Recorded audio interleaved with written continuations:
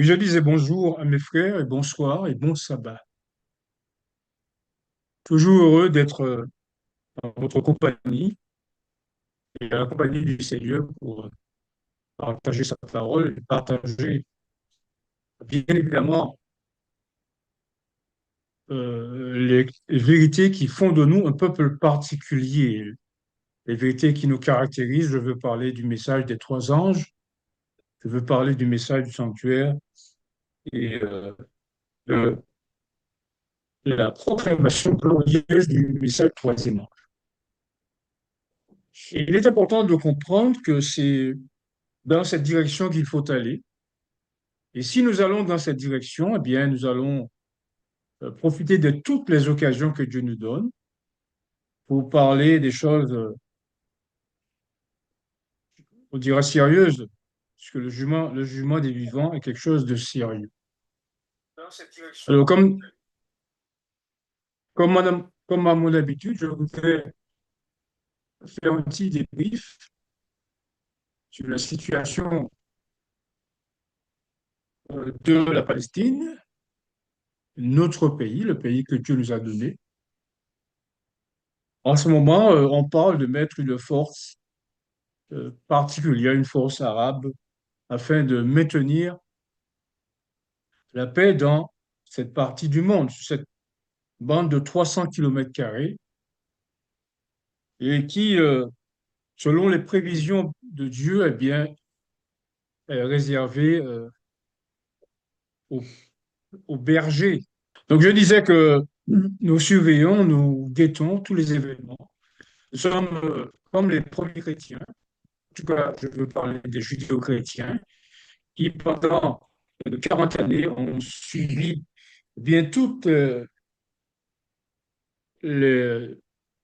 tous les mouvements militaires et de manière à bénéficier de la protection dont le maître avait parlé, puisque le maître avait dit, lorsque vous verrez que Jérusalem sera investie, eh bien, sachez que sa désolation est proche. Eh bien, les premiers chrétiens, judéo-chrétiens, page 31 de la tragédie, explique qu'aucun chrétien ne perdit la vie dans Jérusalem. De même, nous autres aussi, bien, nous profitons de l'occasion, nous guettons tous les événements, nous collectons les informations de manière à ce que nous sachions comment les choses se passent là-bas, de manière à ne pas être surpris. Ne faut pas que nous soyons surpris. Là, vous savez que lorsque Dieu va provoquer ce grand conflit mondial dans la terre de Palestine, euh, Zacharie 12, verset 5, il aura les yeux ouverts sur la maison de Juda. Et vous savez bien que la maison de Juda n'est autre que le rassemblement des 144 000, puisque Juda, comme Jacob, non pas l'homme sénile, mais l'homme mu par l'Esprit de Dieu, eh bien, avait déclaré que Juda aura la primauté sur ses frères. Donc, ce sont des choses sur lesquelles il faut se pencher et être préparé pour cela. Alors, nous avons choisi comme thème d'étude la vallée d'accord d'espérance.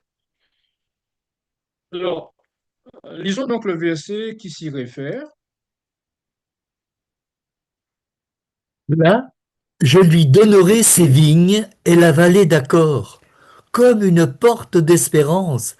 Et là, elle chantera comme au temps de sa jeunesse et comme au jour où elle remonta du pays d'Égypte. Osée chapitre 2, verset 17. Demain, si Dieu veut, vous allez dans vos églises et vous allez voir qu'on étudie le péché d'Acan. Le péché d'Acan et bien évidemment la vallée d'Accor, la vallée qui y est attachée. Alors, l'Esprit m'a poussé à vous présenter ce sujet. Alors, pas aussi en profondeur que je l'aurais souhaité, car le temps ne nous permet toujours pas d'aller aussi en profondeur que nous l'aurions souhaité, mais nous allons quand même en parler de manière à ce que, eh bien, vous puissiez, d'une manière ou d'une autre, porter votre contribution à la leçon. Alors, il y a un fait sur lequel je voudrais insister, c'est que le remarque, en tant que peuple de Dieu, il y a beaucoup d'événements dans l'Ancien Testament qui sont simplement euh, présentés de manière historique. Mais est-ce que Dieu voulait est-ce que Dieu voudrait que nous nous arrêtions uniquement à l'aspect historique de la question, ou alors veut-il que nous y trouvions quelques leçons de vérité présente? Car c'est là l'objectif, je veux dire, que Dieu voudrait que nous atteignions.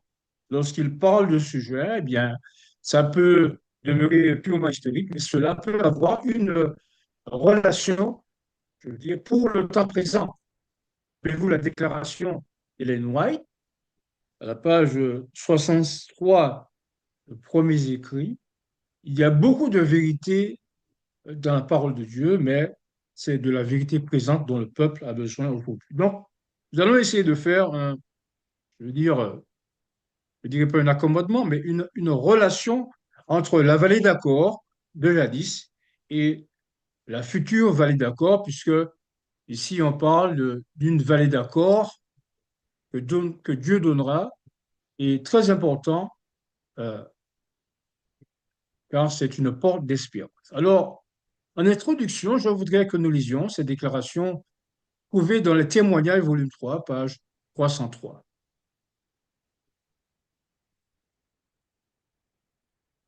Une église travaillée par l'apostasie.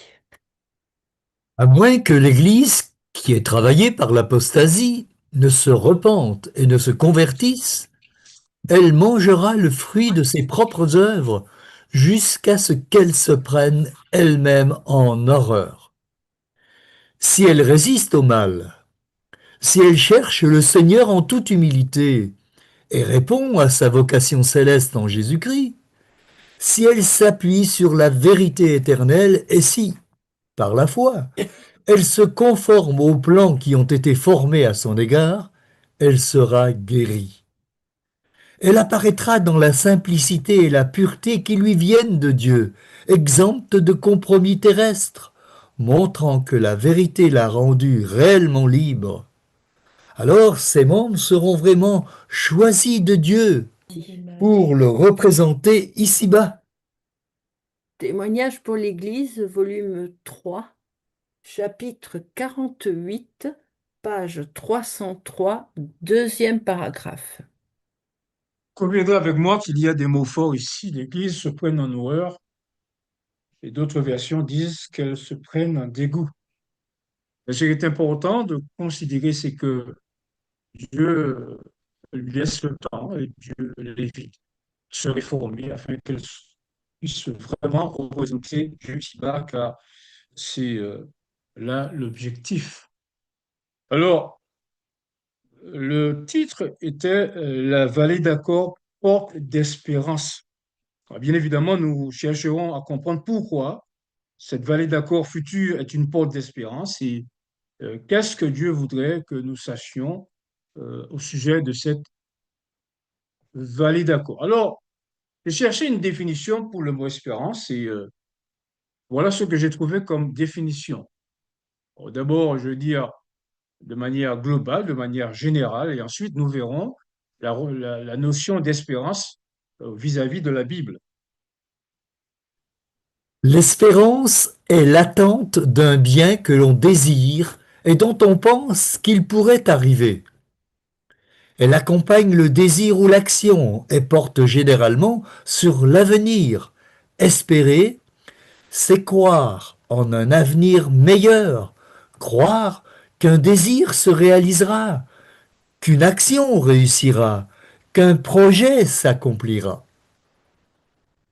De toute évidence, alors c'est tiré de la référence que vous voyez ici en bas.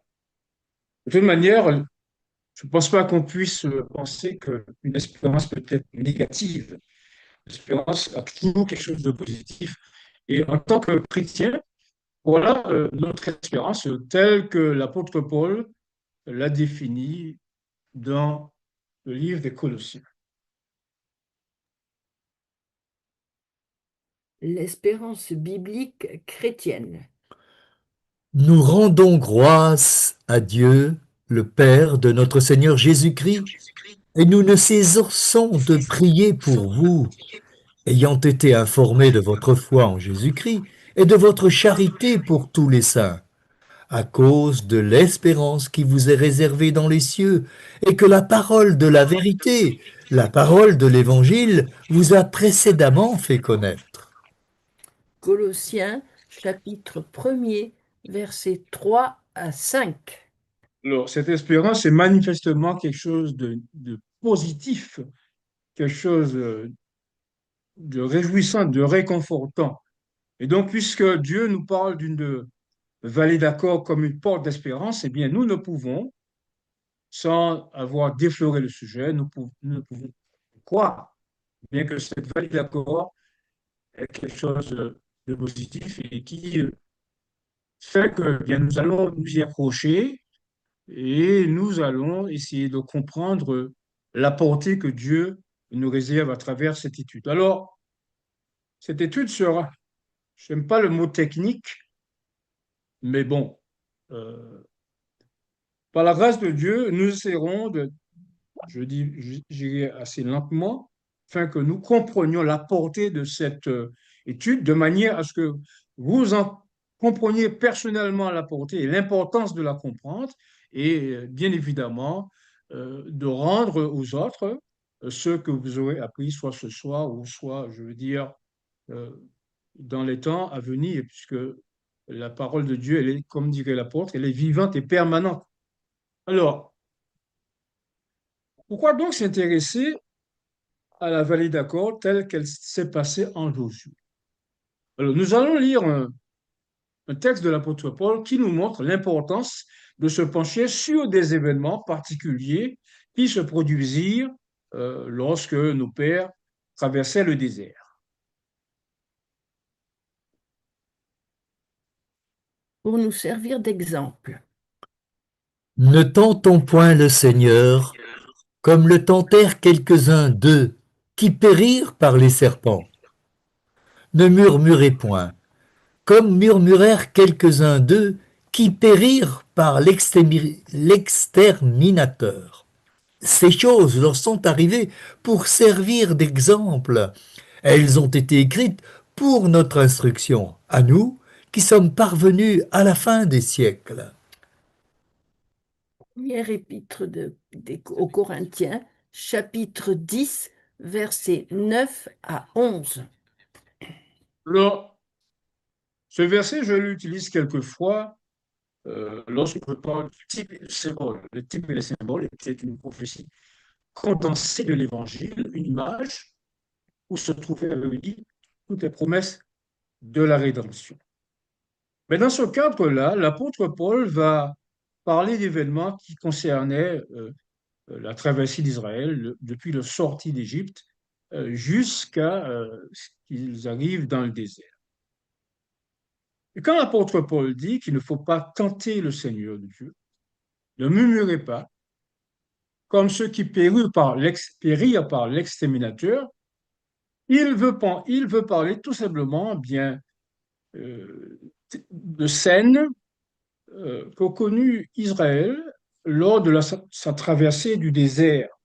Alors, les plus, je veux dire, importants sont l'eau de Mara, l'épisode de Mériba, l'épisode des serpents. Bref, ce sont ces choses-là dont l'apôtre Paul parle. Et il nous demande de nous souvenir de ces événements afin d'en tirer instruction. Alors, il a choisi les serpents, il a choisi euh, la rébellion lorsque Dieu a demandé de ne pas monter sur, je veux dire, en conquérir la terre. Il a parlé des eaux de Mekiba, il a parlé de l'épisode de Massa. Mais c'est un autre événement sur lequel nous voudrions pour reporter notre attention. de manière à ce que cela nous serve d'exemple. N'oubliez pas que l'objectif de Dieu, n'est pas simplement de nous raconter un fait historique, un fait prophétique, mais il veut que nous en tirions profit pour notre sanctification et pour notre élection. Alors, vous l'aurez deviné, je veux parler de l'histoire d'Akan et de la vallée d'Akor. Alors, bien évidemment, on connaît un peu l'histoire. Voilà qu'Israël a remporté, grâce à Jéhovah, c'est-à-dire le Christ lui-même, une écrasante victoire contre Jéricho. Et présumant de leur force, ils se sont dit, bien, il y a la modeste ville d'Aï, nous n'allons pas emmener tout le peuple. Et juste quelques hommes montèrent pour conquérir Haï. Et voilà que 36 hommes furent tués et ce fut la désolation dans le camp. Et voilà que Josué reste le visage contre terre pratiquement toute la journée. Et là, Dieu l'appelle, lui dit de se lever et lui explique les raisons de son échec. Alors, quelles furent donc les raisons de l'échec euh, de Josué et des hommes d'Israël? Voilà que Josué lui-même a dit, enfin, dans son livre. La cause de la défaite d'Israël. Les enfants d'Israël commirent une infidélité au sujet des choses dévouées par interdit. Akan, fils de Carmi, fils de Zabdi, fils de Zérak, de la tribu de Juda, prit des choses dévouées. Et la colère de l'Éternel s'enflamma contre les enfants d'Israël. L'Éternel dit à Josué, lève-toi, pourquoi restes-tu ainsi couché sur ton visage? Israël a péché, ils ont transgressé mon alliance que je leur ai prescrite, ils ont pris des choses dévouées par interdit. Ils les ont dérobées et ont dissimulé, et ils les ont cachées parmi leurs bagages. Aussi les enfants d'Israël ne peuvent-ils résister à leurs ennemis? Ils tourneront le dos devant leurs ennemis, car ils sont sous l'interdit. Je ne serai plus avec vous si vous ne détruisez pas l'interdit du milieu de vous. Josué, chapitre 7, versets 9 à 12. Il faut remarquer que Dieu ici parle des enfants d'Israël, bien que la chose fut commise par un seul homme. C'est dire comment Dieu considère que s'il y a une personne dans un groupe, il peut porter le discrédit sur un ensemble de personnes. Et donc, quelle est la fin de cet account? Voilà la réponse que la Bible nous apporte. Akan est lapidé dans la vallée d'Akor. Josué et tout Israël avec lui prirent Akan, fils de Zérak, l'argent, le manteau, le lingot d'or, les fils et les filles d'Akan, ses bœufs, ses ânes, ses brebis, sa tente et tout ce qui lui appartenait, et ils les firent monter dans la vallée d'Accor. Josué dit, pourquoi nous as-tu troublés?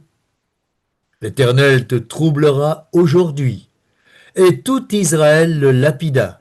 On les brûla au feu, on les lapida. Et on éleva sur Akan un grand monceau de pierre qui subsiste encore aujourd'hui. Et l'Éternel revint de l'ardeur de sa colère. C'est à cause de cet événement qu'on a donné ce nom, la vallée d'Accor. Josué, chapitre 7, versets 24 à 26. Voilà un petit peu le résultat. Alors, on ne va pas s'étendre sur le cas d'Akan. On a bien vu de manière simple comment Dieu l'a détruit, et non seulement lui, mais de sa famille, tout ce qui lui appartenait. Lorsque nous touchons à ce que Dieu donne, qu'il s'agisse de bien, qu'il s'agisse d'une vérité qu'on ne prêche pas et qu'on considère comme n'étant pas nécessaire, eh bien, voilà les résultats de cette action répréhensible.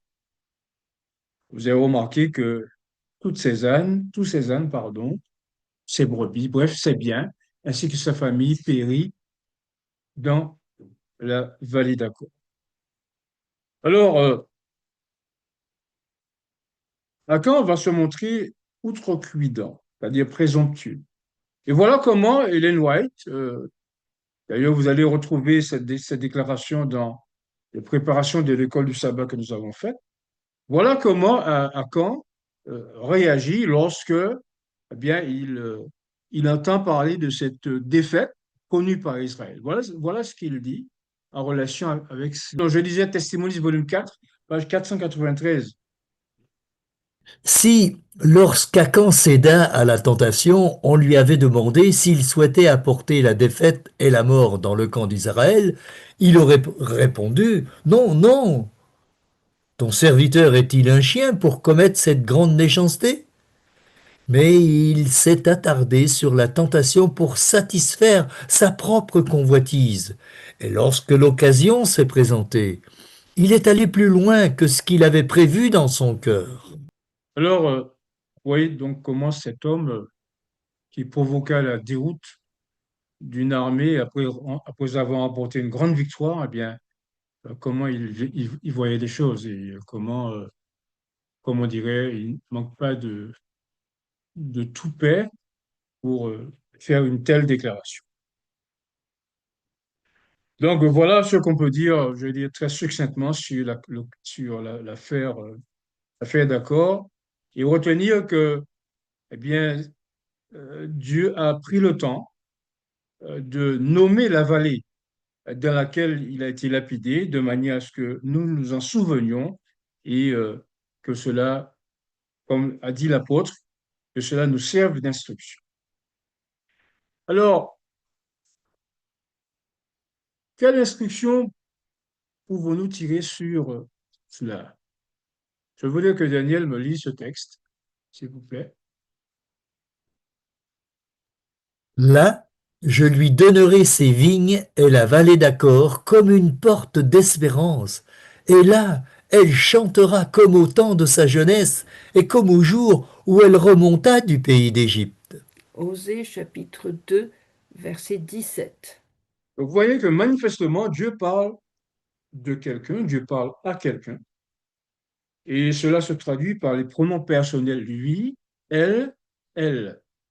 Et la grande question est de savoir, mais à qui Dieu parle ou de qui Dieu parle. Alors, je pourrais euh, faire un petit résumé, je veux dire simplet, et dire que Dieu parle à l'Église de Dieu aujourd'hui, mais il faut que nous le prouvions, car nous aurons à donner certainement l'explication à toute personne demandant raison de l'espérance qui est en nous. Et nous devrions pouvoir indiquer aux individus qui nous demanderaient de prouver que Dieu parle à l'Église aujourd'hui, à l'Église adventiste aujourd'hui, et c'est à quoi nous allons nous employer. Donc, pour qui la vallée d'accord sera-t-elle une porte d'espérance? Alors, lorsqu'on considère le livre d'Osée, qui a fait grand débat, certains pensent qu'il s'agit de mariage réel, qu'il s'agit bien de d'Ibrahim dont Dieu parle, qu'il s'agit bien, eh bien de cet amour inaltérable que que Josué a, pas Josué, mais euh, Osée a pour d'Ibrahim, la fille de d'Ibrahim. Mais est-ce que nous devons aller par, je veux dire, par la chance ou alors devons-nous prendre des choses comme Dieu voudrait que nous les prenions et avec un appui biblique? Alors, nous allons donc lire quelques versets de manière à ce que nous découvrions mais de qui Dieu parle et pour qui sera cette vallée d'accord comme une porte d'espérance. Et pour ce faire, nous sommes obligés de partir depuis le début, car Dieu est toujours logique dans ce qu'il fait. Lorsqu'il parle de fait, lorsqu'il parle de la puissance de son Église, lorsqu'il parle de la puissance de son peuple, eh bien, il va partir d'un point pour arriver à un autre. Et c'est ce que nous allons faire ce soir. J'espère que nous allons pouvoir arriver à cette vallée d'accord de manière à ce que vous puissiez en parler demain dans vos églises. Daniel a la parole. Un mariage symbolique pour éclairer le passé. La parole de l'Éternel qui fut adressée à Osée, fils de Béhéri, au temps d'Osias, de Jotham, d'Akaz, d'Ézéchias, roi de Juda, et au temps de Jéroboam, fils de Joas, roi d'Israël. La première fois que l'Éternel adressa la parole à Osée, l'Éternel dit à Osée, va, prends une femme prostituée et des enfants de prostitution, car le pays se prostitue, il abandonne l'Éternel. Il alla, et il prit Gomère, fille de Diblaïm. Elle conçut, et lui enfanta un fils. Et l'Éternel lui dit, appelle son nom Gisraël, car un peu de temps, et je visiterai le sang de Gisraël sur la maison de Jéhu, et je ferai cesser le royaume de la maison d'Israël. En ce jour-là, je briserai l'arc d'Israël dans la vallée de Gisraël. Osée chapitre 1er, versets 1 à 5 et la suite là. Vas-y, Lem. Elle conçut de nouveau et enfanta une fille. Et l'Éternel dit à Osée, donne-lui le nom de Lo-Ruchama, car je n'aurai plus pitié de la maison d'Israël, je ne lui pardonnerai plus.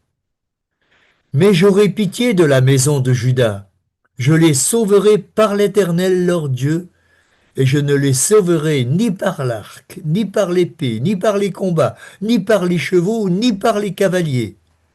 Elle sauvera Lo-Ruchama, puis elle conçut et enfanta. Enfanta un fils.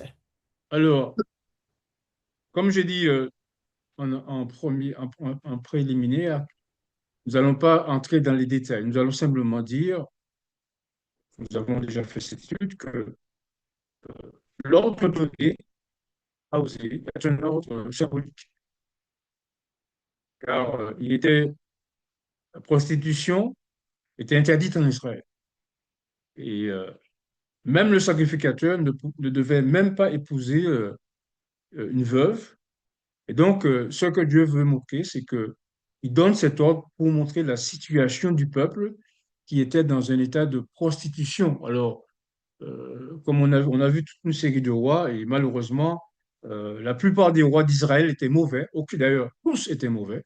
Et Juda en avait quelques bons, quelques-uns. Il y avait Ézéchias, Josaphat, Josias, c'était l'un des rares rois qui était pieux. Donc, ce que Dieu fait là, il va indiquer la situation spirituelle de son peuple. Et c'est à partir de cette pratique que nous allons pouvoir définir qui est celle à qui Dieu dit, eh bien, je lui donnerai sa vie et la vallée d'accord comme une porte d'espérance. Donc, Dieu nous invite maintenant, depuis le premier chapitre, à considérer non pas l'histoire de quelques peuples, mais l'histoire de son peuple, l'histoire de son Église, car vous comprenez bien que les tribus d'Israël et de Juda représentaient l'Église de Dieu, ainsi qu'on peut le lire dans Exode 19, versets 5 et 6, vous serez pour moi un royaume de sacrificateurs. Donc, nous sommes dans le spirituel, donc Dieu va partir d'un point donné et il va nous amener, va nous faire traverser le temps, traverser, je veux dire, l'histoire du peuple d'Israël, traverser l'ère chrétienne et arriver à l'Église de Dieu aujourd'hui. Alors, qu'est-ce que nous avons comme, je veux dire, situation? Nous avons aussi la situation d'un royaume unifié de David et de Salomon.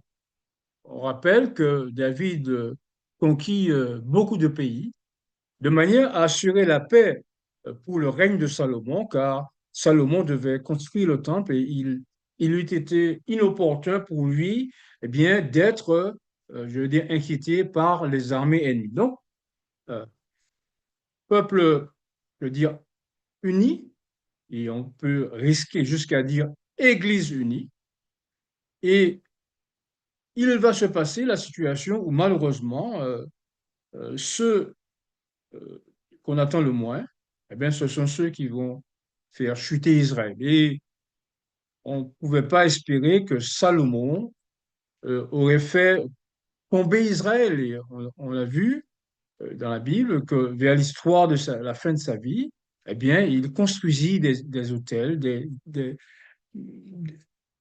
autels, des temples, des faux temples, des idoles pour ces femmes, ces multiples femmes, et la prostitution spirituelle commença à entrer dans Israël. Et donc, vous avez remarqué que Dieu va euh, scinder l'histoire. Il va parler de l'Orushama, qui concerne le royaume d'Israël. Il va parler de l'Ohami, qui concerne le royaume de Juda. Alors, pourquoi et quel est donc l'intérêt de Dieu de faire cela? Simplement, bien que nous comprenions que nous connaissions notre histoire, l'histoire de notre peuple, et que ben, nous en tirions les leçons qu'il faut. Ainsi donc, pour aller en relation avec l'histoire d'Osée, l'Orushama, royaume d'Israël, les 10 tribus. Lo-Ami, royaume de Juda, les 2 tribus. Alors voilà en gros ce que nous révèle le premier chapitre. Alors, bien évidemment, si nous le lisons avec les yeux, je veux dire, de profanes, et nous disons que oui, simplement, que ce mariage représente une réalité. Dieu a demandé à un prophète, son prophète, d'épouser une prostituée. Eh bien, nous perdons de vue le sens, je veux dire, des symboles que Dieu veut donner. Et, et donc, nous perdons de vue que Israël symbolise le symbole des prophètes. Rappelez-vous comment Jézabel, femme d'Akab, a fait tuer les prophètes de Dieu dans le territoire de Gisraël. Donc, Gisraël représente les prophètes qui ont été tués, donc les prophètes qui sont rejetés aujourd'hui. Ils exprimeraient eh bien, ceux dont on rejette l'enseignement. Voilà. Et donc, lorsque cet enfant symbolique va naître, ce sera le début de la fin du royaume d'Israël. L'Urushama, alors, souvenez-vous que Gisraël est le début, va signaler le début de la fin du royaume d'Israël, mais pas encore totalement. Bien. Et là, on aura un autre enfant, l'Urushama. Alors, pourquoi l'Urushama? Parce que Dieu veut montrer que l'Urushama est composé de 2 noms. Lo, préfixe privatif, qui signifie pas de pitié. L'Urushama, pas de pitié, donc Dieu va détruire le royaume d'Israël. Et c'est là l'objectif de Dieu, c'est-à-dire repasser son Église en revue, repasser l'histoire de son peuple en revue et ne pas s'arrêter, je veux dire, se gratter la tête pour savoir s'il s'agit de spirituel ou de, je veux dire, matériel, pas matériel, mais réalité. C'est ce que Dieu voudrait que nous retenions. L'Orushama, c'est-à-dire le royaume des 10 tribus, le royaume d'Éphraïm ou le royaume d'Israël, sera détruit. Et on se souvient que Sanchérib, roi d'Assyrie, est venu, il a détruit le royaume d'Israël et les 10 tribus, et ils ont été déportés en terre d'Assyrie, où ils sont restés jusqu'à ce jour et ils ont perdu, bien évidemment, leur identité raciale. Alors nous sommes toujours dans l'histoire de nos pères, nous sommes toujours dans l'histoire du royaume, des royaumes et aussi de l'Église de Dieu. Alors, deuxième enfant, troisième enfant, alors, l'Oshama, une fille. Troisième enfant, l'Ohami. Comme pour l'Oshama, préfixe privatif qui signifie pas, ami, peuple. Fin du royaume de Juda, pas mon peuple. Donc, cela, dans l'histoire, puisque nous devons arriver à 2025, cela nous permet de voir que lorsque l'Orushama arrive. Nous sommes dans les années 70 où le peuple de Juda cesse d'être un peuple puisqu'ils ont été, je veux dire, déportés dans toutes les parties du monde. Donc, rappelez-vous, nous avons commencé l'histoire avec un royaume unifié.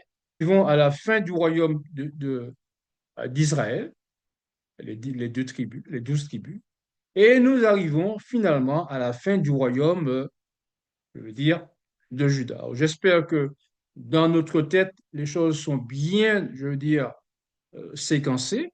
Premièrement, Gisraël, symbole des prophètes tués, et aujourd'hui il deviendra le symbole des prophètes qui sont rejetés par le peuple et dont on refuse les enseignements.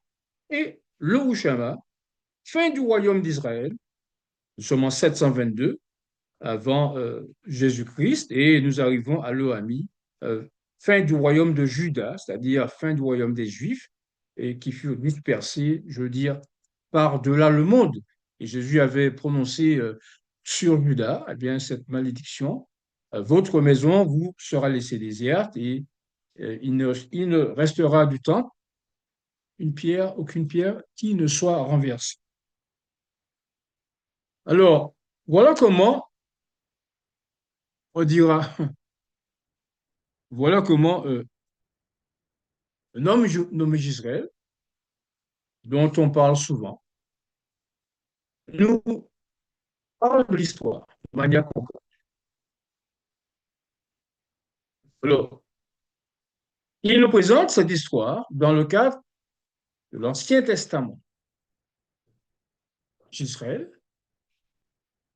début de la fin du royaume d'Israël, l'Orushama, pas de pitié, Dieu ne fit pas de pitié aux 10 tribus qui s'étaient attachées au péché de Jéroboam, fils de Nébat, d'ailleurs dont le nom est illustre dans l'idolâtrie.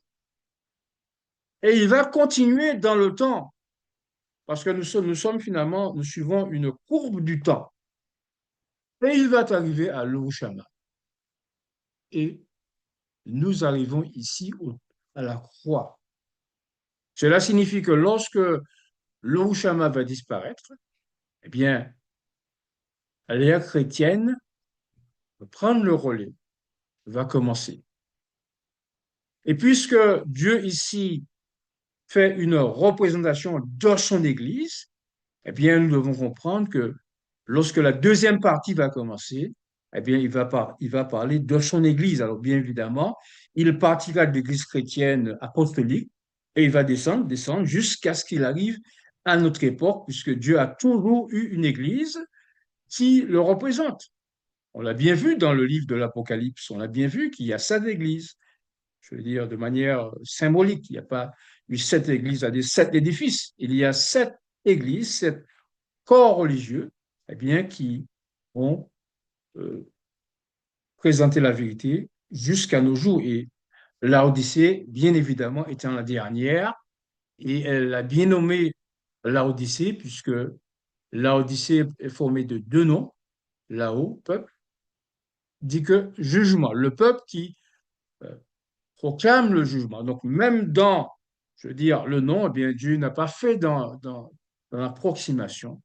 Et c'est le cas d'ailleurs aussi pour Philadelphie, amour fraternel. Donc, j'espère que les choses sont claires dans votre esprit et que là, vous voyez, là, je veux dire, la souris, le pointeur, que là, nous arrivons à la croix. Et pour que nous comprenions bien, je veux dire, la suite, accrochez-vous, ça peut paraître technique, mais ça ne l'est pas si on suit, bien évidemment, avec l'aide du Saint-Esprit. Lorsque se termine le dernier verset du chapitre 1 d'Osée, vous n'êtes pas mon peuple. C'est-à-dire que, je rappelle que Dieu ici parlait bien à des Juifs. Et qu'est-ce qu'il dit en suivant Daniel? Cependant, le nombre des enfants d'Israël sera comme le sable de la mer. qui ne peut ni se mesurer ni se compter. Et au lieu qu'on leur disait, vous n'êtes pas mon peuple, on leur dira, fils du Dieu vivant. Les enfants de Juda et les enfants d'Israël se rassembleront, se donneront un chef et sortiront du pays, car grande sera la journée de Gisraël. Osée chapitre 2, versets 1 et 2. À qui se rapporte le cependant? Puisque le texte dit cependant. Eh bien, le cependant se rapporte de toute évidence aux personnes dont on parlait précédemment, c'est-à-dire euh, les enfants d'Israël, c'est-à-dire les 10 tribus, ainsi que les 2 tribus. Alors, il y a des gens qui s'aventurent dans, je veux dire, l'explication biblique pour dire que Dieu ne parle pas à Israël et Juda, il parle à des païens. Mais on ne peut pas abonder à cette thèse, puisqu'on vient de parler euh, de l'Orushama, 10 tribus, de l'Orami, 2 tribus, donc je distribue. Donc, il est évident que Dieu parle de ces personnes-là. Qu'est-ce que Dieu est en train de nous expliquer? Il nous explique que la grâce qui sera accordée aux personnes qui ont été son peuple, Israël et Juda. OK? Dieu est en train de nous dire que il a rejeté avant la croix, mais après la croix, il va rassembler. Et c'est pourquoi il explique ici que euh, on leur dira fils du Dieu vivant. Et pour bien montrer que c'est le même peuple qu'il va reprendre, malgré la dispersion, eh bien voilà ce qu'il dit dans Osée 2, verset 3. Et la confirmation sera donnée par la signification des noms. Dites à vos frères, amis, et à vos sœurs, Rushama. Très bien. Osée chapitre 2, excuse-moi Edgar, verset 3. Alors, qu'est-ce qu'on a remarqué comme, je veux dire, différence? On a remarqué que les préfixes lo, qui étaient des préfixes privatifs ou négatifs, ont fait leur disparition. Mais Dieu parle toujours des mêmes personnes, amis et Wushama, des personnes qui, pendant les chrétiennes, vont obtenir la grâce et ils iront avec leur grâce, je veux dire, de par le monde. Et cependant, le nombre des enfants d'Israël sera comme le sable de la mer, qui ne peut ni se mesurer ni se compter. Et au lieu qu'on leur disait, vous n'êtes pas mon peuple, on leur dira, fils du Dieu vivant. Alors, accrochez-vous, car ça peut être un petit peu déroutant, mais c'est simple. Alors, dans le Premier Testament, dans l'Ancien Testament, nous avions l'Urushama, pas de pitié. Mais dans le Nouveau Testament, Dieu fera pitié, puisqu'on suit un cheminement dans le temps. Et ce cheminement dans le temps est divisé par la croix, donc séparé par la croix. Donc, pitié, miséricorde. Donc, Dieu récupère son peuple. Il lui fait pitié, bien évidemment, à tous ceux qui veulent. Et même pour les juifs qui deviennent des judéo-chrétiens, eh bien, il va les appeler mon peuple. Donc, ce que Dieu est en train de nous montrer à travers cela, c'est que là, nous allons commencer, eh bien, l'Église chrétienne. Et avec tous les éléments que nous aurons, eh bien, nous permettrons de glisser dans le temps jusqu'à ce que nous comprenions ce que Dieu veut nous dire par cette vallée d'accord. Alors, en résumé, eh bien, qu'est-ce que nous avons? L'eau omis de l'Orushama et de l'Oami. Ainsi, Rushama signifie pitié et Ami signifie mon peuple. Ce changement de nom dénote une division dans l'histoire de l'Église et nous amène à la période du Nouveau Testament. J'espère que vous êtes d'accord que la suppression des préfixes lo indique que Dieu va faire grâce, puisque Dieu continue son Église dans le temps. OK. Et nous amène à la période de l'Ancien Testament, le Nouveau Testament. Et c'est exactement ce que l'apôtre Pierre, je rappelle, était l'apôtre des circoncis, c'est-à-dire l'apôtre des Juifs, et qui commence d'ailleurs son épître, première épître de Pierre, qui parle de personnes qui ont été dispersées étrangers dans la Bithynie, etc. S'ils sont étrangers, c'est qu'ils y sont été envoyés de force. Et donc, ce sont les personnes qui ont perdu leur identité, qui se sont répandues dans les territoires avoisinants, mais qui vont chercher l'Évangile, qui vont retrouver l'Évangile. D'ailleurs, c'est à eux que Pierre va s'adresser, puisque la Pentecôte s'adresse à tous les Juifs qui sont sous les cieux. Donc, c'est les personnes à euh, qui elle s'adresse ne peuvent pas être des païens, même si on dit qu'ils sont étrangers ou dispersés. Ce sont des personnes qui ont été dispersées avec le temps, mais qui euh, conservent cette identité. Mais cette fois, ils sont appelés du nom de chrétiens. Et Daniel donc va nous lire le 1 Pierre 2, verset 10. Vous qui autrefois n'étiez pas un peuple, et qui maintenant êtes le peuple de Dieu, vous qui n'aviez pas obtenu miséricorde, et qui maintenant avez obtenu miséricorde. Première épître de Pierre, chapitre 2, verset 10. Alors, il est assez, je veux dire, singulier, selon Galates 2, verset 8, où il est dit que Pierre est la porte des circoncis, c'est-à-dire des Juifs, et que certaines théories voudraient que, eh bien, 1 Pierre 1 ne s'adresse pas aux Juifs, ne s'adresse pas, je veux dire, aux circoncis, mais s'adresse, je veux dire, aux païens. Ce n'est pas le cas, ce n'est pas supporté par la parole. Alors, je reviens donc à l'avancement de notre étude.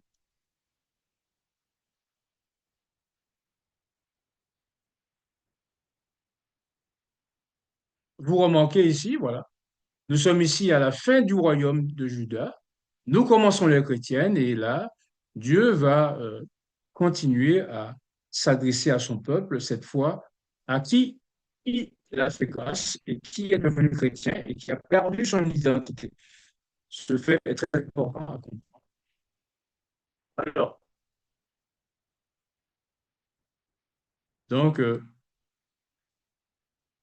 alors maintenant, Dieu va faire quelque chose de particulier.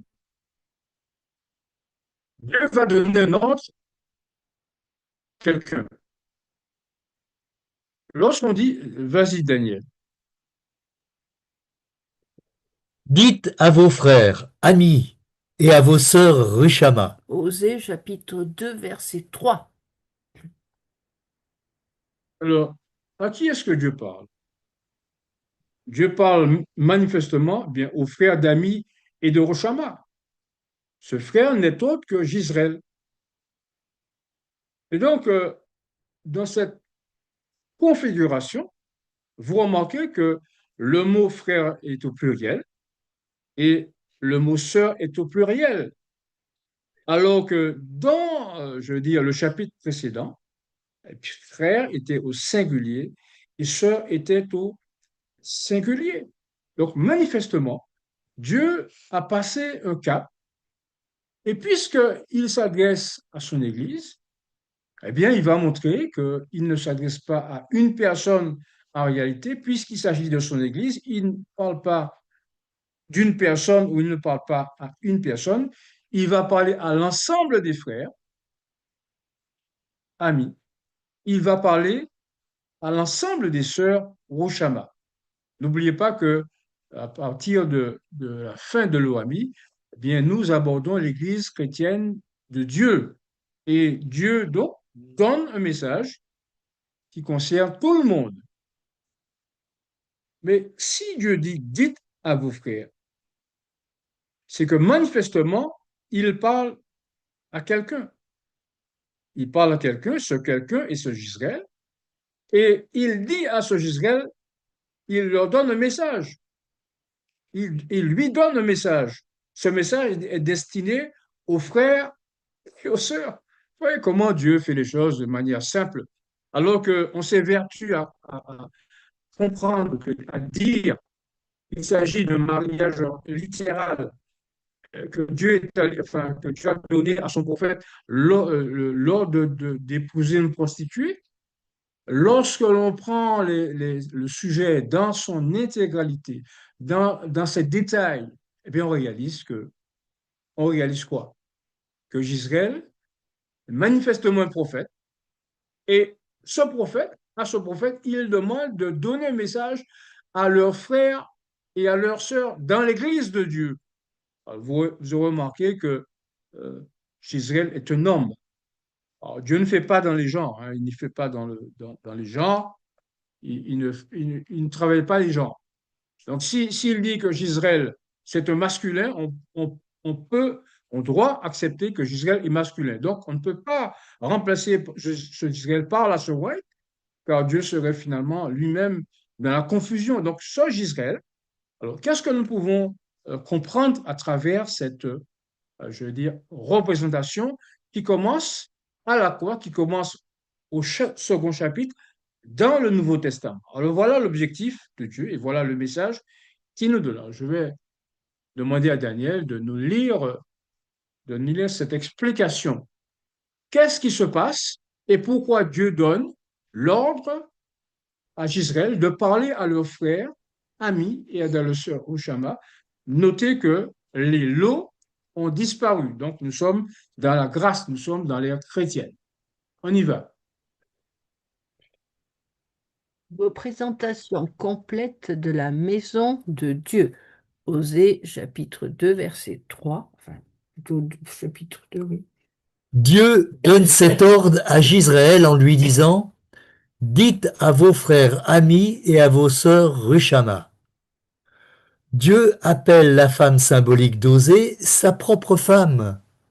Ainsi Osée représente Dieu et sa femme représente l'Église.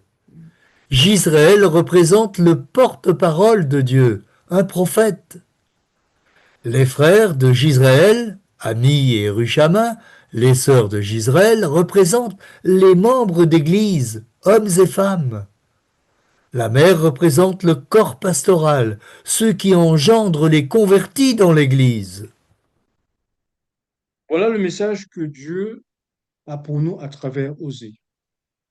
Et comme je dis, on ne peut arriver à je veux dire, à ce résultat que si on accepte l'idée que nous ne sommes pas dans un mariage littéral, mais nous sommes dans une représentation parabolique, nous sommes dans une représentation symbolique de l'Église de Dieu qui commence avec l'Ancien Testament et qui va se prolonger bien avec la croix et avec l'acceptation du message de Christ au cours du temps. Alors, euh, le message de Gisraël, en tout cas le message de Dieu que devait donner Gisraël, porte principalement sur la prostitution de l'Église. Quelle Église? L'Église chrétienne. Rappelez-vous, à partir du chapitre 2, nous basculons sur l'Église chrétienne. Donc Dieu va passer son Église en revue. Alors, comme je vous ai dit, je voudrais parler de la vallée d'accord. Donc, il y a des choses sur lesquelles je ne discuterai pas, mais nous aurons l'occasion d'y revenir. Alors, quel est le message? N'oubliez pas que nous commençons l'ère chrétienne. Alors, voilà le message que Dieu a destiné aux premières personnes de l'ère chrétienne, étant entendu que cela s'adresse à son Église en général, bien évidemment, sur quoi nous reviendrons. Daniel. Une mère prostituée et des enfants de prostitution. Plaidez, plaidez contre votre mère, car elle n'est point ma femme, et je ne suis point son mari. Qu'elle ôte de sa face ses prostitutions, et de son sein ses adultères. Sinon, Je la dépouille à nu, je la mets comme au jour de sa naissance, je la rends semblable à un désert, à une terre aride, et je la fais mourir de soif. Je n'aurai pas pitié de ces enfants, car ce sont des enfants de prostitution. Leur mère s'est prostituée. Celle qui les a conçus s'est déshonorée, car elle a dit: J'irai après mes amants, qui me donnent mon pain et mon eau, ma laine et mon lin, mon huile et ma boisson. Osée chapitre 2, versets 4 à 7. Que signifie ce message drastique de la part de Dieu, dont il charge les Rouchama et les amis d'aujourd'hui à porter vers la mer? Et à quel moment de l'histoire, eh bien, ces versets s'appliquent de manière particulière? Nous avons dit que nous sommes à l'époque de l'ère chrétienne. Et Dieu va dresser un bilan très négatif de son Église, qui va vers les amants. Alors, qu'est-ce que cela signifie, aller vers les amants? Qu'est-ce que cela signifie que chercher son pain, son eau, sa laine auprès des amants? Eh bien, cela signifie manifestement de la prostitution spirituelle. Puisque nous sommes dans le cadre de cette prostitution spirituelle, nous voulons savoir qu'est-ce que Dieu veut nous dire de manière concrète, qu'est-ce que Dieu a voulu dire à son Église après la disparition je veux dire, des premiers disciples. Mais voilà comment Ellen White explique cela dans le livre de la tragédie. Agnès doit certainement savoir ce à quoi je fais allusion. Vas-y, Daniel. La grande apostasie, prostitution. Quelle fut l'origine de la grande apostasie? Comment l'Église s'est-elle éloignée au premier siècle de la simplicité de l'Évangile? C'est en adoptant les pratiques païennes afin de faciliter la conversion des païens. L'apôtre Paul écrivait au premier siècle: Le mystère de l'iniquité agit déjà. Pendant la vie des apôtres, l'Église resta relativement pure. Mais vers la fin du second siècle, la plupart des églises se transformèrent, la simplicité première disparut, et insensiblement, à mesure que les anciens disciples descendaient dans la tombe, leurs enfants, en compagnie des nouveaux convertis, entrèrent en scène et donnèrent une forme nouvelle à la cause. Pour obtenir des conversions, on abaissa le niveau de la foi chrétienne. Le paganisme inonda l'Église et y introduisit ses coutumes, ses pratiques et ses idoles. Assuré de la faveur et de l'appui des princes, le christianisme fut nominalement accepté par les foules, dont un grand nombre d'individus, apparemment chrétiens, restaient réellement païens et continuaient d'adorer leurs idoles en secret. Page des siècles, page 415, paragraphe 1er.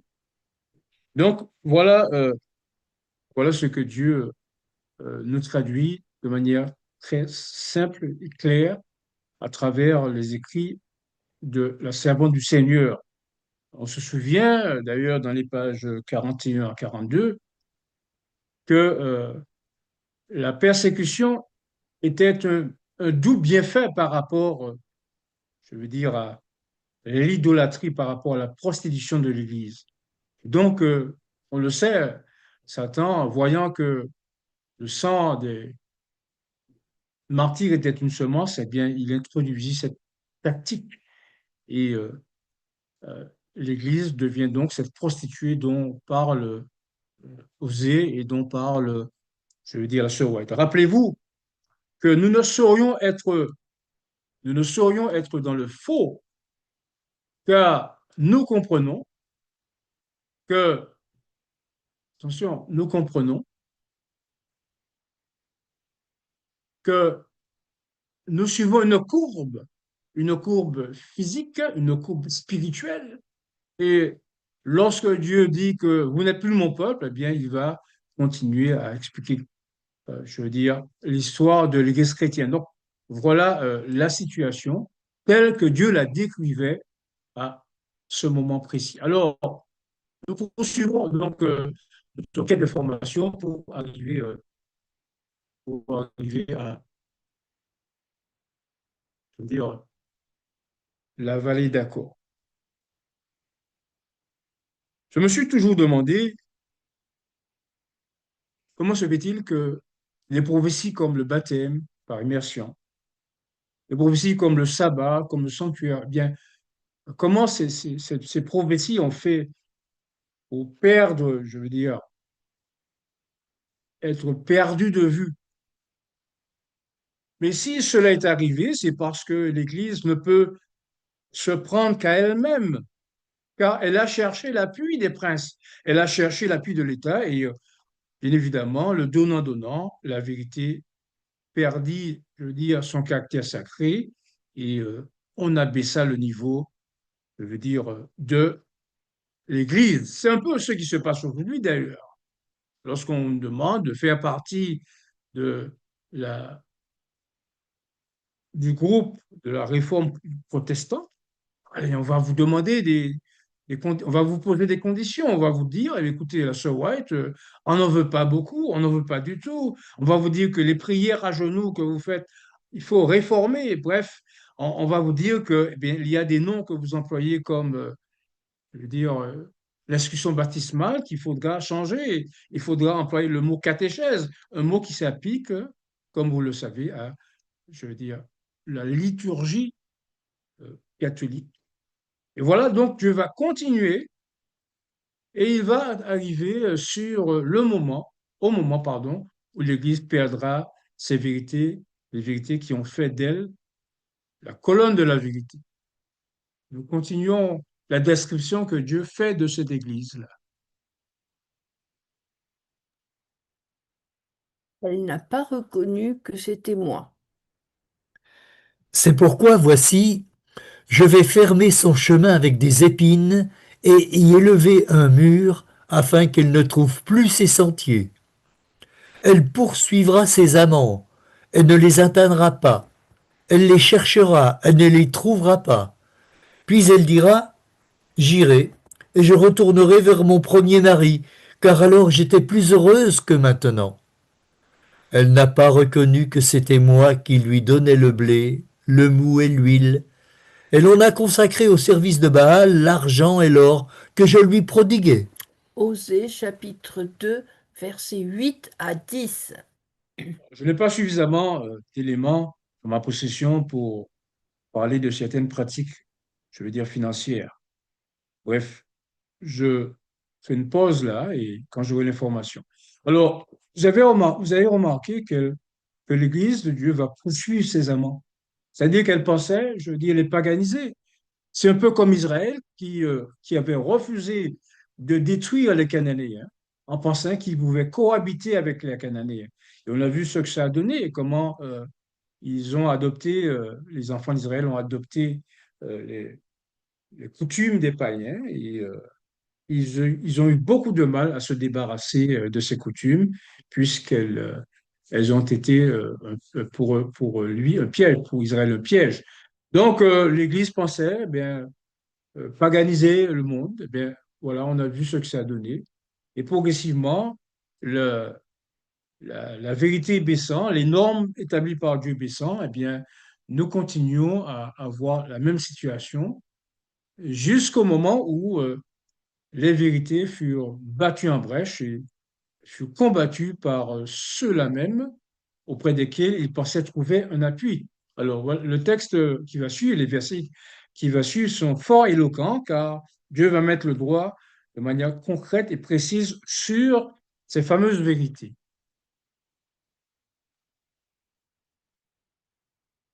Je découvrirai sa honte.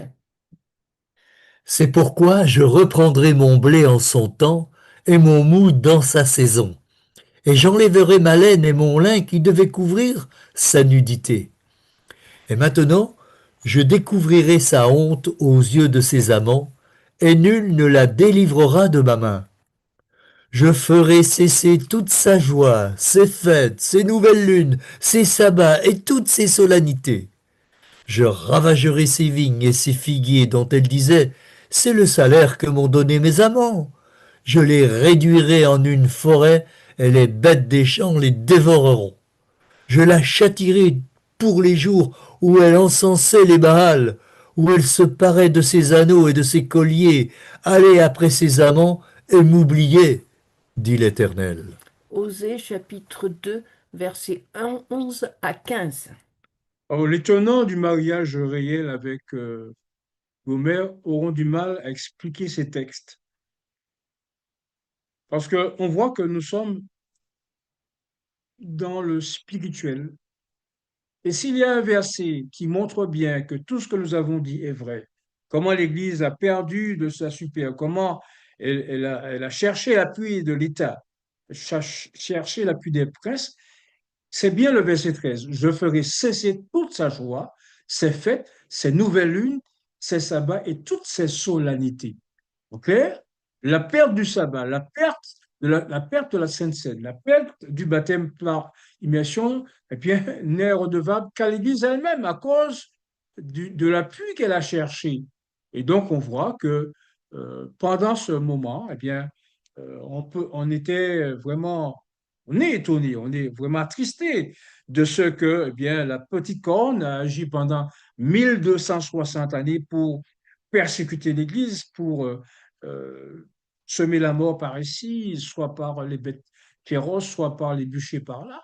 Mais eh bien, c'est le comportement de l'Église, le fait qu'elle ait cherché l'appui des hommes d'État, eh bien, c'est ce qui a conduit cela.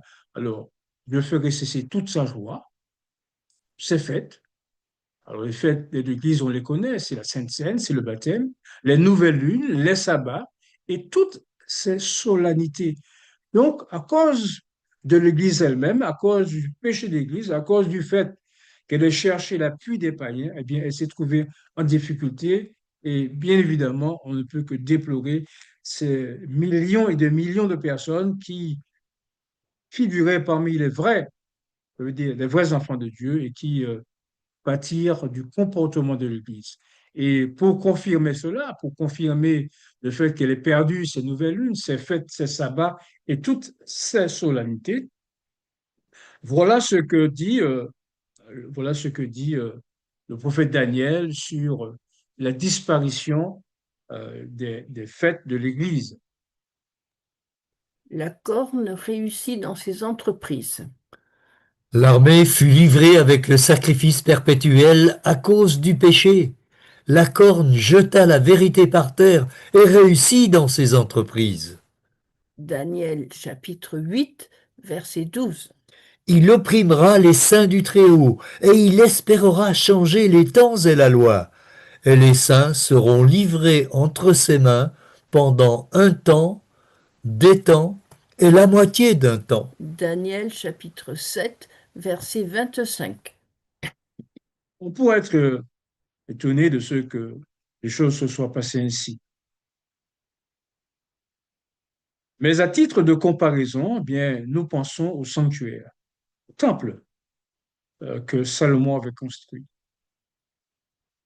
Et à cause du fait que, eh bien, Dieu, que les enfants d'Israël n'aient pas respecté les ordonnances de Dieu, qui n'aient pas respecté euh, le temps où la terre devait se reposer, le jubilé, 50 années, à cause du fait eh bien, qu'ils aient cherché connaître ce que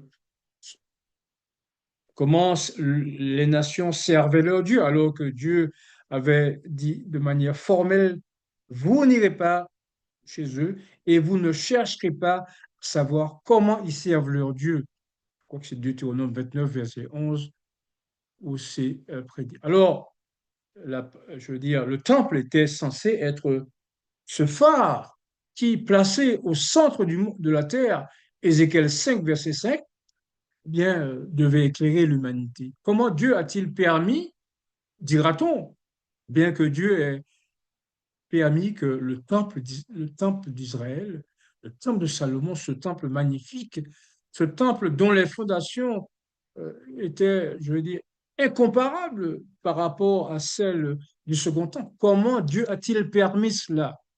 bien, Dieu n'a pas permis cela. Eh bien, les enfants d'Israël se sont attirés, je veux dire, la colère de Dieu. Eh bien, les saints, pas les saints, mais je veux dire, les idolâtres du Moyen Âge, à cause du fait qu'ils se sont détournés de Dieu, eh bien, ont attiré sur l'Église les maux les plus drastiques pendant cette fameuse période de 1260 jours.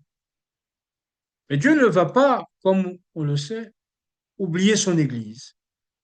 Et il est assez singulier de voir que tous les livres de la Bible se résument et s'achèvent dans l'Apocalypse. Et nous le ferons à travers deux textes, le d'Osée et l'autre, je veux dire, de l'apôtre bien-aimé, l'apôtre Jean. Regardez comment ces versets se ressemblent euh, dans cette juxtaposition.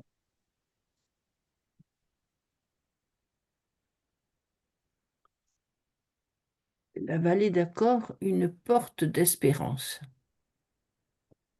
Vas-y, Danouf. C'est pourquoi voici, je veux l'attirer et la conduire au désert, et je parlerai à son cœur. Osée chapitre 2, verset 16. Et les deux ailes du grand aigle furent données à la femme, afin qu'elle s'envolât au désert vers son lieu, où elle est nourrie un temps, des temps et la moitié d'un temps, loin de la face du serpent. Apocalypse chapitre 12, verset 14. Si vous cherchez dans vos archives l'explication donnée pour Osée 2, verset 16, on vous expliquera que Osée aime Gomer et qu'il a cherché à la séduire à nouveau. Mais nous voyons que le contexte ne laisse aucunement penser qu'il s'agit de Gomer, qu'il s'agit en réalité de l'Église de Dieu. On l'a vu comment, avec les préfixes, la privation des préfixes, lo, dans l'Orushama et l'Oami. Donc, mon père, mon peuple, ceux qui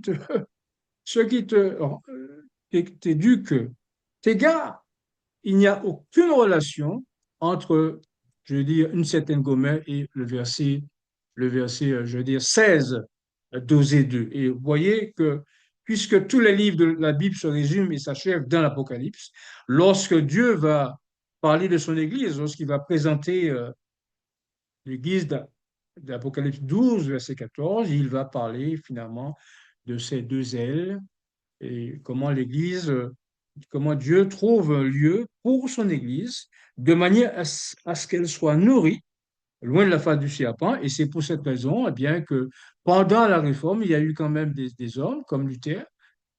Tous ces hommes-là, Zwingli, Wycliffe, et Campbell, John Knox, et j'oublie, Wesley, eh bien, ils ont été nourris et l'Église était prête au lendemain de 1798, eh bien, de reprendre le flambeau de la vérité avec des vérités nouvelles que Dieu lui enverrait. Et nous avons donc, après cela, donc, puisque nous sommes le seul peuple à comprendre ces choses, nous sommes manifestement arrivés au moment où Dieu va euh, constituer ou instituer l'Église adventiste, puisque c'est elle qui comprend le sanctuaire, c'est elle qui comprend le sabbat, c'est elle qui comprend le baptême par immersion, c'est elle qui comprend la Sainte Seine. Bien évidemment, toutes ces vérités font partie du credo de notre Église. Et donc, après cette phase du désert, eh bien, Dieu a une phase plus glorieuse et plus, je veux dire, puissante euh, pour elle.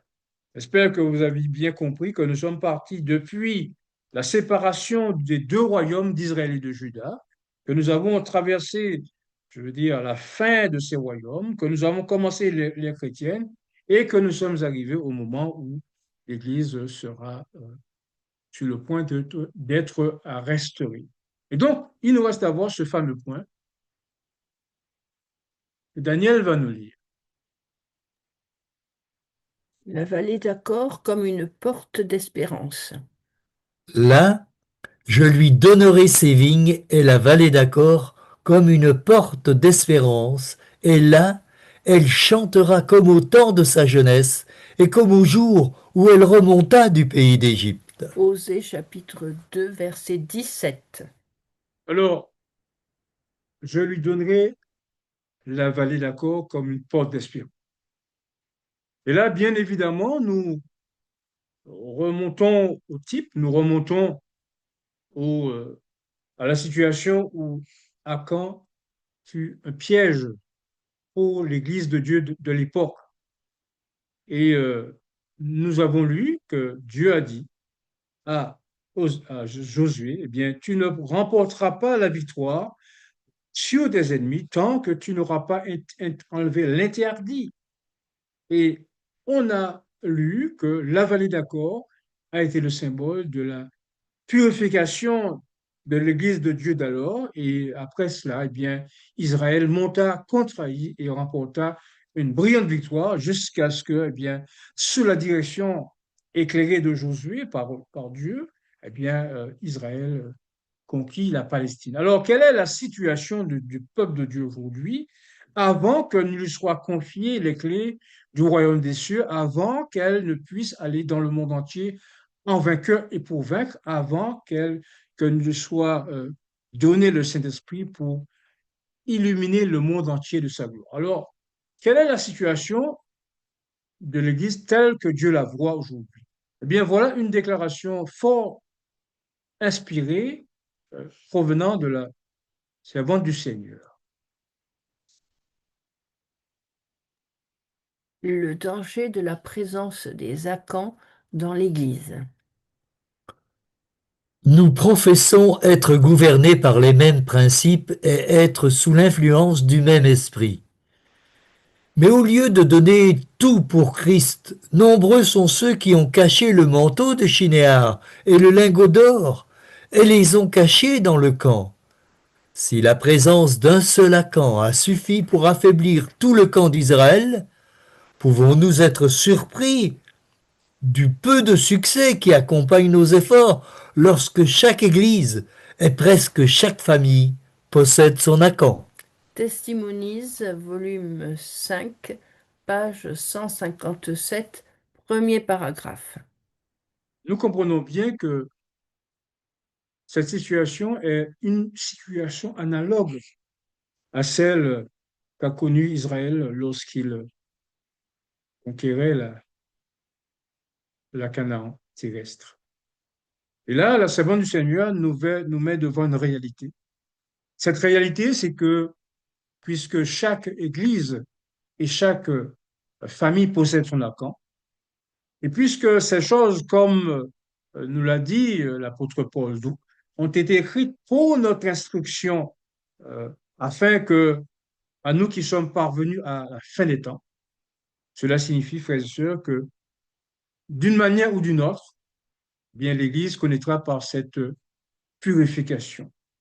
Nous en avons beaucoup parlé et cela doit arriver de manière à ce que l'Église puisse être fortifiée. Et comme dirait Prophète et roi, page 549, belle comme la lune, pure comme le soleil, mais terrible comme des troupes sous leur bannière, elle s'avance dans le monde entier en vainqueur et pour vaincre. Et là, je réalise que j'ai oublié une déclaration fort importante qui se trouve dans le livre des témoignages, volume 3, volume 1, pardon, page 383. Eh bien, il est dit qu'un seul pécheur peut être la cause que la lumière de Dieu s'éloigne de l'Église tout entière. Donc, cette vallée d'Accord n'est autre que le symbole de la purification de l'Église, qui, comme nous le savons, est présentée de manière diverse par tous les prophètes ou la plupart des prophètes. Amos, Ézéchiel, bien sûr, nous avons déjà entendu parler de ce texte. Amos 9, verset 10, il dit que tous les pécheurs de mon peuple mourront par l'épée. Ceux qui disent le malheur n'approchera pas, le malheur ne nous atteindra pas. Lorsque nous lisons Ésaïe 52, verset 1er, il est dit que redresse-toi tout ton sillon, car le méchant ne passera plus au milieu de toi, il est entièrement exterminé. Et Jésus, bien évidemment, fermant la marche, si je peux dire, disant, eh bien, euh, à la fin, à la fin du monde, Dieu enverra ses anges dans son royaume, c'est-à-dire dans son Église, pour arracher tous ceux qui commettent les scandales et qui font l'iniquité. Alors, vous avez en préambule la signification eh bien, de la vallée d'accord et comment elle doit être cette porte d'espérance. Si l'Église ne passe pas par cette porte d'espérance, si l'Église n'est pas purifiée, elle ne pourra pas, je veux dire, prêcher l'Évangile lorsque, lorsqu'elle sera confrontée eh bien, au trio, la bête qui monte de la mer, la papauté, le faux prophète qui accompagnera la bête à deux cornes dans ses actions iniques et la bête à deux cornes elle-même qui aura toute l'autorité. Alors, l'étude, comme vous le comprenez, n'est pas, je veux dire, elle n'est pas exhaustive. Et j'espère que demain, si Dieu veut, eh bien, nous serons là pour approfondir ce thème, mais vous avez déjà une idée de ce que cela peut représenter. Alors, si vous avez pu prendre, je veux dire, quelques déclarations en arrêt sur image, eh bien, vous pourrez présenter ça à vos frères et essayer de faire en sorte que vous gardiez les contacts de manière à ce que, eh bien, euh, cette ligne, la crème et le miel, eh bien, enfin, en tout cas, comme sous-nom, éco-prophétique, eh bien, montre que, eh bien, vous allez trouver de quoi satisfaire votre faim avec de la crème et du miel, euh, meilleur produit et satisfait là. Eh bien, voilà, frères et sœurs, ce que je voulais vous présenter ce soir. Et nous comprenons que ce que Dieu voudrait que nous fassions, c'est que nous approfondissions sa parole et que nous ne considérions pas certains événements comme de la simple histoire, mais que Dieu considère cela comme des types et des exemples que Dieu a prévus dans sa parole afin que nous en tirions le nécessaire pour assurer notre élection et notre vocation, principalement alors que bien les événements semblent frapper à notre porte. C'est là ma prière pour chacun de nous. Amen. Amen. Amen, amen. Amen. Mes frères et sœurs, c'est le moment des questions. C'est en rapport avec ce que notre frère Boulot a dit, en rapport avec un échange pécunier avec la Fédération protestante de France. Euh, il y a déjà au niveau des offrandes une certaine somme qui est donnée par personne, hein. Et ensuite, là, je viens de trouver Regard protestant. Il parle donc de la demande de l'Église adventiste du septième jour d'être rattachée à la Fédération protestante de France depuis 2005. Et il y a cette phrase qui est assez puissante, assez troublante. Le rayonnement de l'adventisme est soutenu par le dynamisme de ses œuvres sociales, notamment de l'ADRA, Agence adventiste d'aide et de développement, qui a de gros moyens du fait de la générosité des membres d'une église qui prêche le partage de la dîme de ses revenus. Donc on voit déjà que l'argent qui circule n'est pas directement donné là, il ne va pas là où il doit aller. Il est redistribué. Donc Alors, c'est assez effrayant. oui. Ce que je Là, voudrais dire, c'est qu'on vient de voir comment Dieu fustigeait, condamnait le oui, fait oui, que son Église donnait son argent à l'époque du déjà. Moyen Âge. À l'époque, on a lu, hein, il finançait ses amants, l'Église, et donc l'argent de Dieu allait là où il ne fallait pas. Et donc, puisque Dieu fustige ce geste pratiqué par son Église à l'époque du Moyen Âge, je ne crois pas qu'il, je veux dire, approuverait quelconque en partage à ce niveau-là.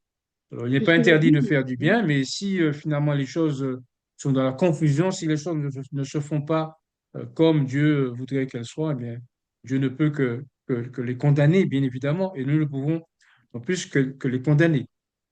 Si on s'inspire de la manière dont les choses se faisaient dans l'Église primitive, acte 4, 34 à 36, eh bien, on voit que, je suis désolé de le dire, mais c'est une réalité. La manière dont les choses sont faites et la manière dont les partages sont faits, eh bien, ne sont pas, ne- n'ont pas le sentiment de l'approbation de Dieu. Il suffit de lire, ce que dit Acte.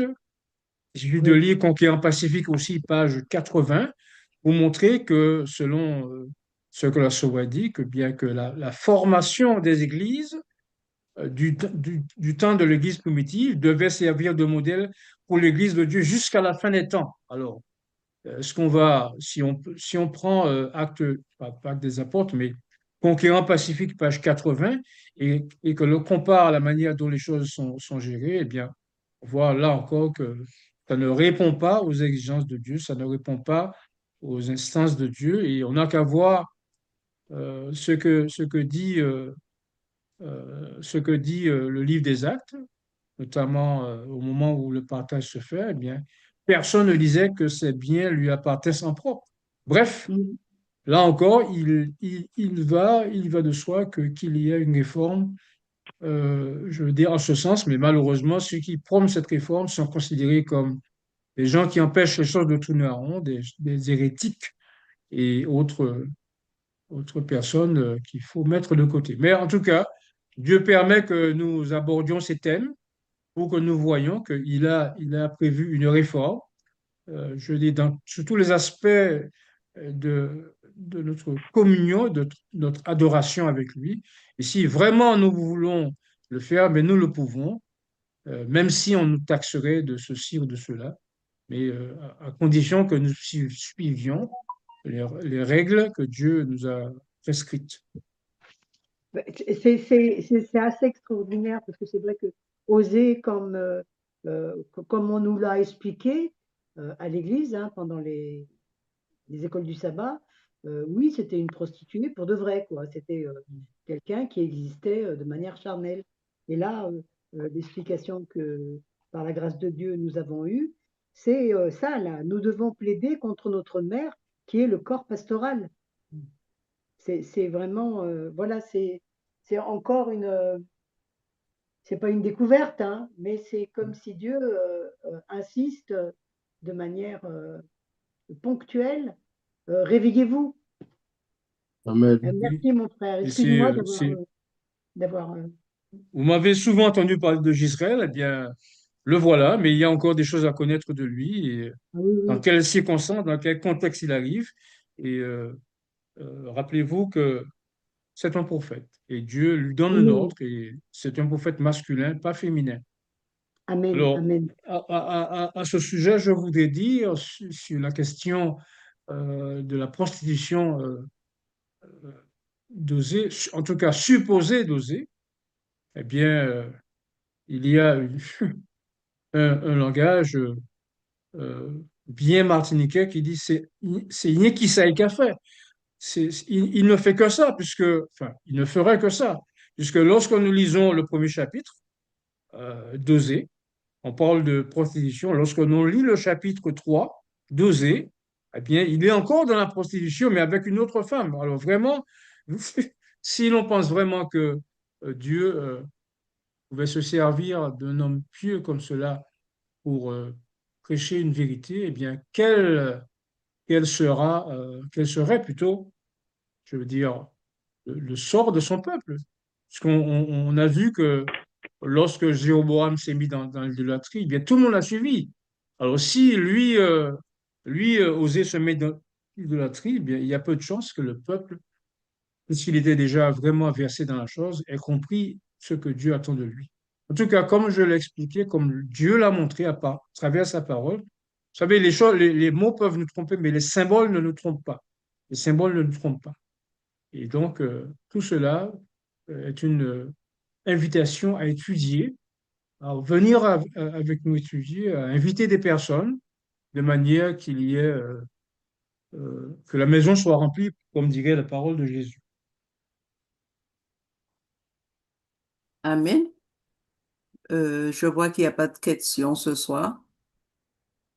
Bon, je pense que c'est OK pour tout le monde. Bon, eh bien, nous allons nous arrêter là, frère Volo. Je te demande de faire la prière pour qu'on termine. Merci.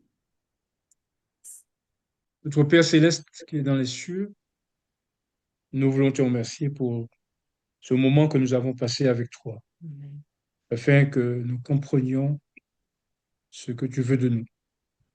Tu nous montres que, alors que certains seigneurs considèrent certains événements comme purement historiques, eh bien tu veux que nous les étudions afin que nous en trouvions instruction, principalement pour nous qui sommes arrivés à la fin, à la fin des temps, pardon.